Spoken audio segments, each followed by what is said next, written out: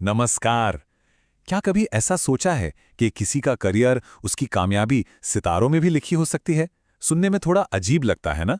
आज हम इसी दिलचस्प सवाल को समझने की कोशिश करेंगे, पेशेवर धन और समृद्धि के लिए खगोलीय नक्शे के आधार पर। ये एक ऐसा सवाल है जो शायद हम सबके मन में कभी ना कभी जरूर आता है। एक ऐसा करियर चुनना जो सिर्फ मन को शांति न दे बल्कि फाइनेंशियली भी सिक्योर करे। ये अपने आप में एक बहुत बड़ी चुनौती हो सकती है। और अगर करियर को लेकर कभी कोई उलझन हुई है तो यकीन मानिए ये बहुत ही आम बात है। हर कोई इस दौर से गुजरता है। आज हम एक प्राचीन ज्ञान की मदद से इसी सवाल का जवाब खोजने की कोशिश करने वाले हैं। तो चलिए सीधे चलते हैं वैदिक ज्योतिष की दुनिया में। देखते हैं कि ये प्राचीन प्रणाली करियर की राह में कैसे एक गाइड की तरह काम कर सकती है। तो सबसे पहले ये ज्योतिष है क्या? देखिए, इसका शाब्दिक अर्थ है प्रकाश का विज्ञान। ये एक बहुत ही पुरानी भारतीय प्रणाली है जो ग्रहों और सितारों की पोजीशन को स्टडी करके किसी इंसान की जिंदगी की घटनाओं को समझने की एक कोशिश करती है। हाँ, एक आम धारणा है कि जन्म कुंडली मतलब बस भाग्य का लिखा हुआ फैसला, लेकिन ज्योतिष में ऐसा नहीं माना जाता। इसे एक मैप की तरह समझना चाहिए, एक ऐसा नक्शा जो किसी की ताकत और कमजोरियों को दिखाता है ताकि वो बेहतर फैसले ले सके। ठीक है, तो इस सिस्टम को समझने के लिए सबसे पहले हमें ग्रहों की भूमिका को समझना होगा। माना जाता है कि हर ग्रह एक खास तरह की एनर्जी और गुण को दिखाता है। जैसे यहाँ देखिए, हर ग्रह कुछ खास करियर फील्ड से जुड़ा है।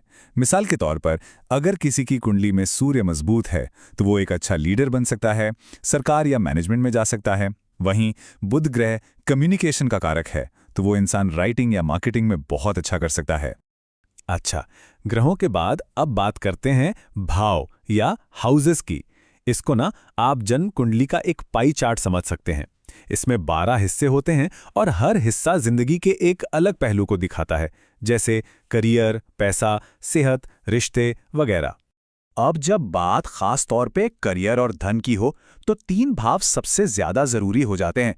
10वां भाव जो सीधे सीधे करियर और प्रोफेशन का है, दूसरा भाव जो जमा किए हुए धन को दिखाता है, और 11वां भाव जो हमारी इनकम और मुनाफे से जुड़ा है। तो अब सवाल यह है कि इन ग्रहों और भावों, इन दोनों चीजों को एक साथ मिलाकर कैसे पढ़ा जाता है।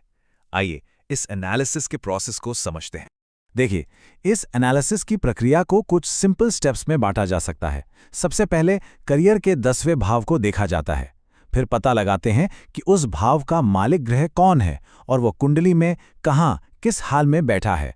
और आखिर में इस पूरी जानकारी को धन और लाभ के भावों से जोड़कर एक पूरी तस्वीर बनाई जाती है। तो मतलब इस पूरे विश्लेषण का जो असली मकसद है वो बस इतना है, एक ऐसा करियर ढूंढना जो किसी इंसान के सबसे मजबूत ग्रहों और जरूरी भावों की एनर्जी से मेल खाता हो। इससे क्या होगा? इससे सफलता की संभावना बढ़ जाती है। अब जाहिर है मन में एक सवाल आएगा कि भाई ये तरीका बाजार में मिलने वाले नॉर्मल करियर टेस्ट से अलग कैसे है? ये एक बहुत अच्छा सवाल है। देखिए, जो मेन फर्क है ना, वो इनके आधार में है। जो पारंपरिक टेस्ट होते हैं वो हमारी आज की रुचियों और स्किल्स पर ध्यान देते हैं, जबकि ज्योतिष जन्म के समय की ग्रह स्थितियों के आधार पर हमारी पैदाइशी क्षमताओं और नेचुरल झुकाव को समझने की कोशिश करता है। इसका लक्ष्य एक ऐसा रास्ता खोजना है जहां हमें कम से कम रुकावट मिले। तो आज की इस पूरी चर्चा से हमें क्या समझ आया? सबसे पहली बात कि ज्योतिष करियर को देखने का एक बिल्कुल अलग नजरिया देता है। ये सिर्फ भविष्यवाणी नहीं बल्कि एक एनालिसिस का सिस्टम है। ये हमारे अंदर के गुणों को हमारी जिंदगी के सही एरिया से जोड़ने में मदद करता है, ताकि एक ऐसा रास्ता मिल सके जो हमारे खगोलीय नक्शे के मुताबिक हो। तो आखिर में सवाल वही है, हमारा करियर हमारी अपनी पसंद का नतीजा है या ये सितारों में पहले से ही तय होता है? इस पर सोचिएगा जरूर। शुक्रिया।